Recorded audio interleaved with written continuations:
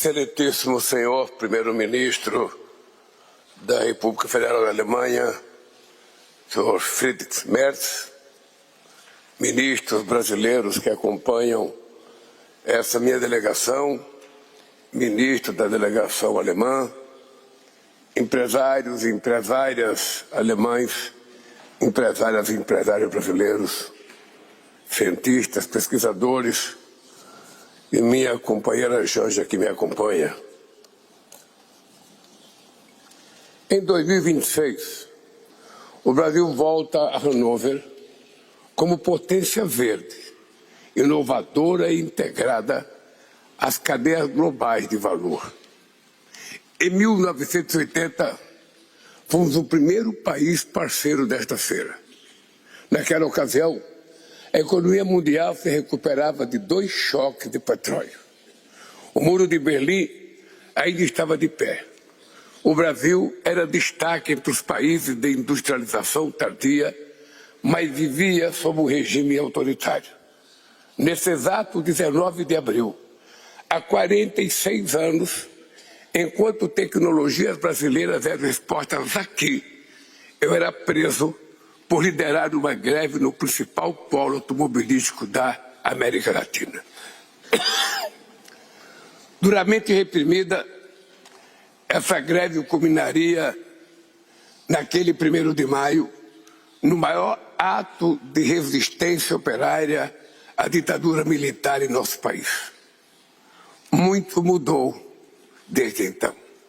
O Brasil se redemocratizou. A Alemanha se reunificou e o mundo passou por profundas transformações desde o fim da Guerra Fria.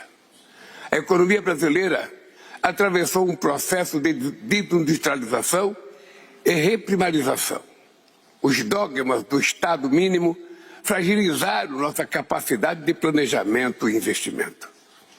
Foi preciso esperar meus primeiros mandatos para que a indústria e a inovação voltassem a ser uma prioridade do Brasil. Em meados da última década, a recessão gerada pela crise financeira internacional abriu espaço para o avanço de forças antidemocráticas. A extrema-direita atacou as instituições e operou um desmonte de políticas públicas desde 2023.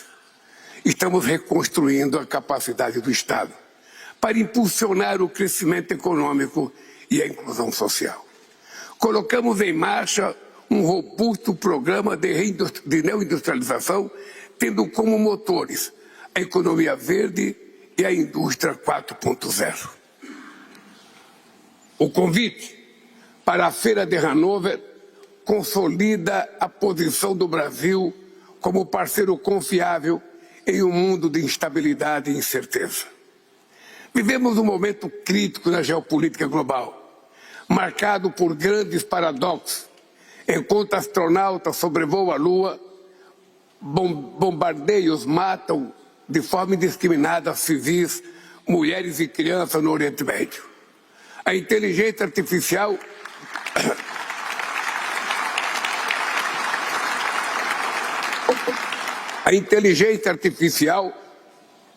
nos torna mais produtivos, mas também é utilizada para selecionar alvos militares sem parâmetros legais ou morais. Alguns membros permanentes do Conselho de Segurança agem sem amparo da Carta da ONU. Além de inestimáveis perdas humanas, as guerras causam prejuízos econômicos palpáveis. Flutuações no preço do petróleo encarecem a energia e o transporte. A escassez de fertilizantes afeta a produção agrícola e aumenta a insegurança alimentar. São os mais vulneráveis que pagam o preço da inflação dos alimentos. O protecionismo ressurge como resposta falaciosa para problemas econômicos e sociais complexos. Isso nos coloca diante de uma encruzilhada. De um lado, a via de fragmentação da cadeia de valor e da competição por recursos. Do outro lado, o caminho da diversificação, da parcerias, da cooperação internacional. Sabemos qual a melhor alternativa para a prosperidade compartilhada. Mas sabemos também que os ganhos da integração de mercados não vêm sendo igualmente distribuídos. O crescimento do extremismo é um dos reflexos das limitações de um modelo cujos benefícios não chegam a todas as pessoas. Um novo paradigma de desenvolvimento requer um multilateralismo justo e equilibrado.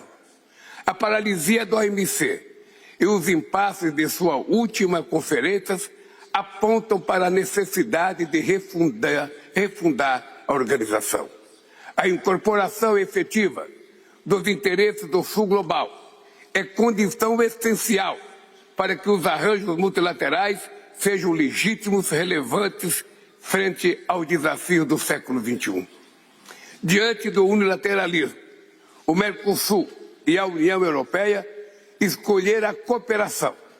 Daqui a menos de 2 semanas, entrará em vigor o acordo que cria um mercado de quase 720 milhões de pessoas e um PIB de 23 trilhões de dólares. Mais comércio e mais investimento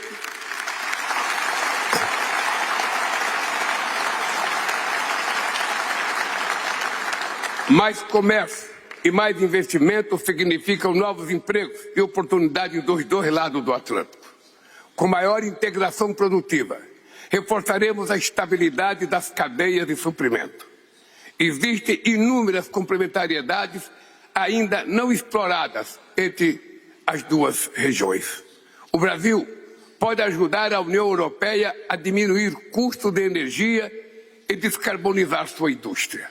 Para isso, é essencial que as regras do bloco levem em conta a matriz energética limpa utilizada em nossos processos produtivos.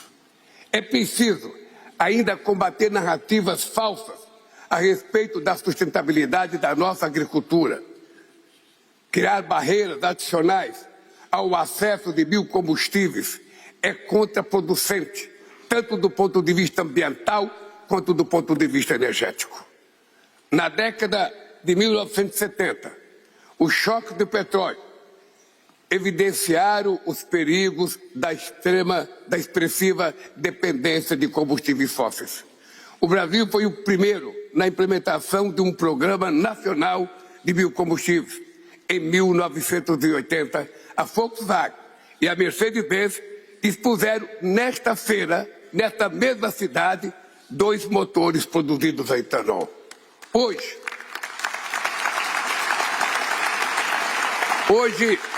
75% da nossa frota é composta por veículos flex.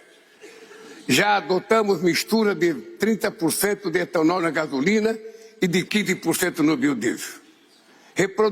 Produzimos biocombustíveis da forma sustentável, sem comprometer o cultivo de alimentos ou derrubar florestas. Aliás, nós temos um compromisso assumido pelo governo de que até 2030 nós chegaremos a desmatamento zero na Amazônia.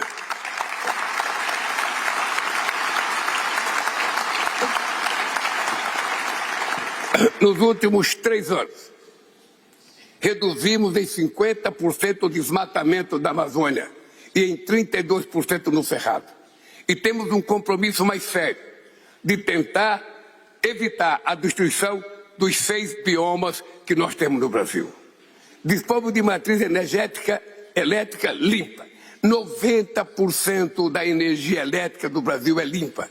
E temos potencial para produzir o hidrogênio verde mais barato do mundo. Essa trajetória consistente em energias renováveis fortaleceu nossa segurança energética. O Brasil é um dos países menos afetados pela maluquice da guerra feita com o Irã. Nós não estamos sofrendo o aumento do preço do petróleo como muitos países estão sofrendo, porque o governo tomou medidas e o Brasil só importa 30% do seu óleo diesel. A transição energética é também um imperativo climático. Na COP30 em Belém, reafirmamos que o planeta não comporta mais o uso intensivo de biocombustíveis. E na mesma COP, Nós propusemos a constituição do mapa do caminho, para que a gente comece a assumir responsabilidade de agora, para encontrar em que tempo, na realidade de cada país, a gente vai determinar o fim do uso do combustível fóssil. E quem está falando isso para vocês é o presidente de um país que produz muito petróleo. Mas nós achamos que é urgente, se quisermos salvar a humanidade, a gente encontrar uma saída para utilizar combustível limpo. Minerais críticos são essenciais para a descarbonização e a transformação digital. Com apenas 30% do potencial mineral mapeado, nosso país já detém a maior reserva mundial de nióbio, a segunda de grafita e terras raras e a terceira de níquel. Esses insumos podem ser instrumento de desenvolvimento econômico e social. Não repetiremos o papel de meros exportadores de commodities minerais. Estamos abertos a parcerias internacionais, que incluem etapas de maior valor agregado e tecnologias e transferência de tecnologia. Minhas queridas amigos e meus queridos amigos, nos últimos anos, o Brasil se consolidou como parceiro estratégico para quem quer produzir com eficiência, tecnologia e sustentabilidade. Fomos o segundo país que mais recebeu investimento estrangeiro direto. Desde 2023, registramos crescimento superior à média mundial e alcançamos o menor desemprego da nossa história. Aumentamos a renda dos trabalhadores e levamos justiça tributária a milhões de brasileiros. Queremos, por fim, a jornada de trabalho por uma jornada para permitir que o trabalhador tenha 2 dias de descanso por semana e usufrua dos ganhos da produtividade alcançado pela indústria. Saímos mais uma vez do mapa da fome. Destinamos mais de 125 bilhões de dólares em financiamento para o setor industrial. Com investimento recorde, a ciência voltou ao centro do projeto de desenvolvimento nacional. Estamos entre os líderes do ranking de governo digital do Banco Mundial. O PIX tornou-se uma das maiores infraestruturas de pagamento instantâneo do planeta. O sistema é público, gratuito e referência internacional em inovação e inclusão bancária. Somos o 10%, o 10º país com maior número de supercomputadores em seu território. Contamos com o Sirius, uma das fontes de luz ciclotron mais avançadas que existe. Em breve, Orion será o primeiro laboratório de biossegurança máxima conectado a uma fonte de luz ciclotron no mundo. Nos próximos dias, mostraremos aqui a força da nossa indústria, a nossa criatividade, a criatividade das nossas startups e também a excelência do nosso centro de pesquisa. Ano após ano, essa feira nos ensina que a inovação como futuro é um esporte coletivo, que se fortalece no encontro entre diferentes ideias e talentos. Não por acaso, o conceito de indústria 4.0 ganhou vida justamente em Hannover. Fabricar inteligentes são sistemas integrados de organizações setoriais e nacionais. Elas são incompatíveis com um mundo confragado e fragmentado.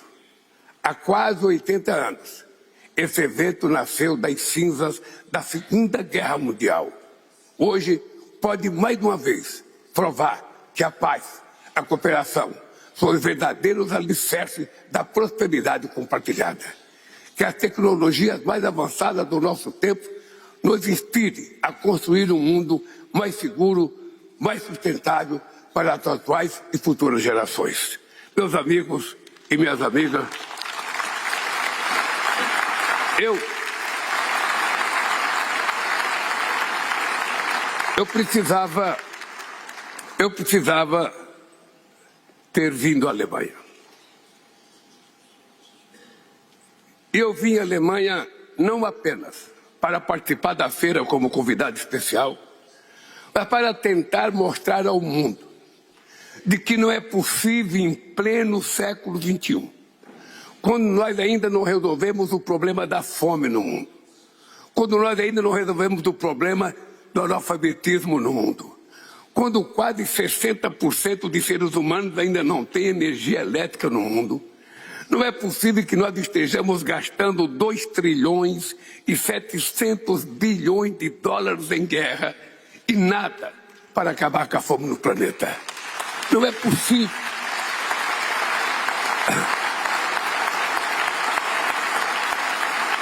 Não é possível que as pessoas não compreendam.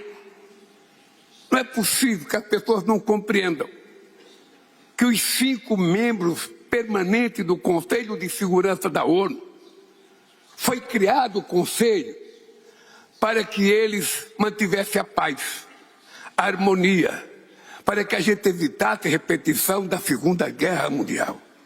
E hoje, o mundo vive a maior quantidade de conflitos da sua história depois da Segunda Guerra Mundial. É de se perguntar ao presidente Trump, ao presidente Putin, ao presidente Xi Jinping, ao presidente Macron e ao primeiro do Reino Unido. Para que serve o Conselho de Segurança da ONU? Por que vocês não se reúnem e não param com essas guerras?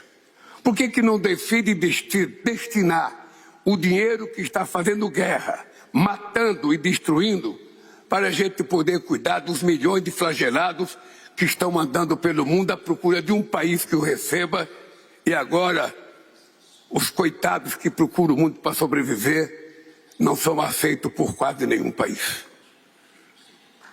Eu não tenho nada contra imigrantes, porque graças a Deus o Brasil é um país que foi criado por imigrantes. Primeiro chegaram os portugueses, em 1500. Depois, em 1650, começou a escravizar o continente africano. E foram 5 milhões de negros que trabalharam durante 350 anos como escravos no Brasil. Em 1850 começou a chegar os alemães. Em 1875 começou a chegar os italianos. E 10 anos depois começou a chegar os espanhóis. Em 1908 chegou os japoneses. E antes disso tinha chegado 10 milhões de árabes no Brasil.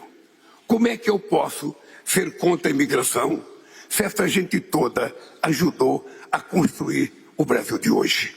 A cara do Brasil, a cultura do Brasil, a saúde do Brasil. Eu queria fazer um apelo aos empresários, aos pesquisadores, aos cientistas, às empresárias, aos senhores das empresas.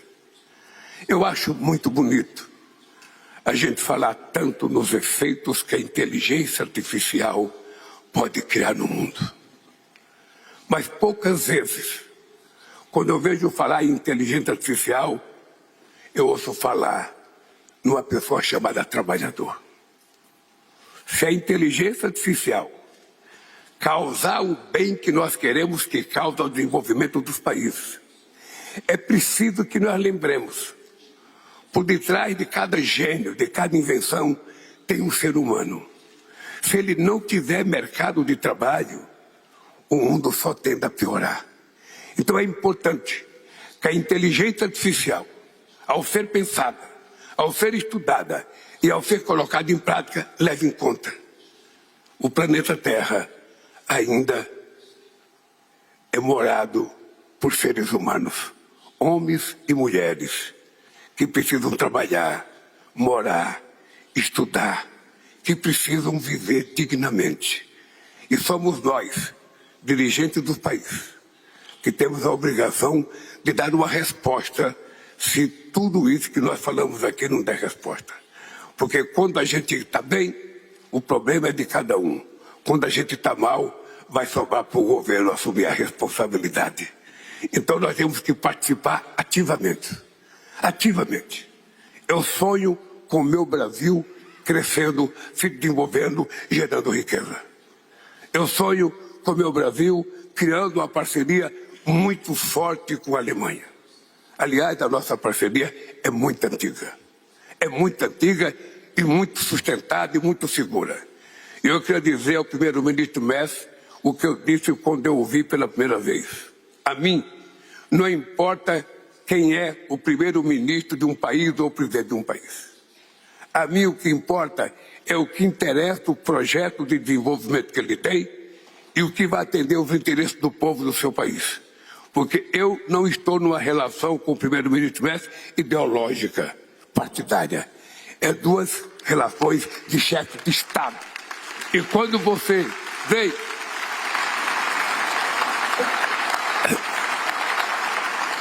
E quando você age como chefe de Estado, eu quero dizer ao primeiro-ministro Merz que o Brasil está de braços abertos para discutir qualquer tema com a Alemanha.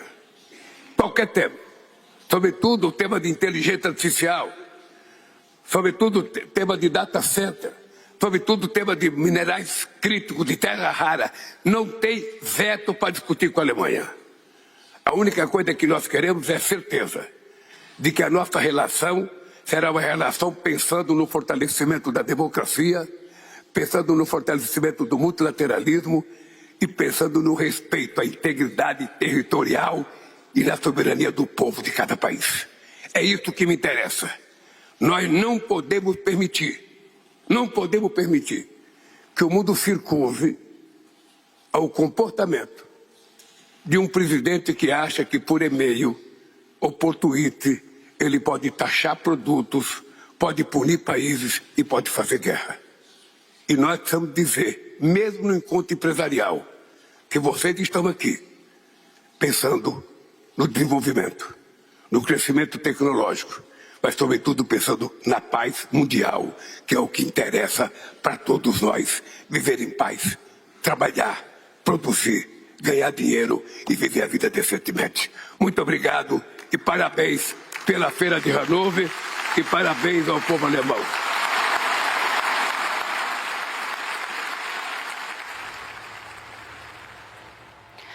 Nós acompanhamos o discurso do presidente Lula na abertura da Feira Industrial de Hannover, a Hannover Messe, considerada a maior feira internacional de tecnologia industrial. Realizada anualmente na cidade de Hannover, na Alemanha, a feira reúne empresas, governos e especialistas para apresentar inovações e discutir o futuro da indústria. O foco está em áreas como automação e inteligência artificial.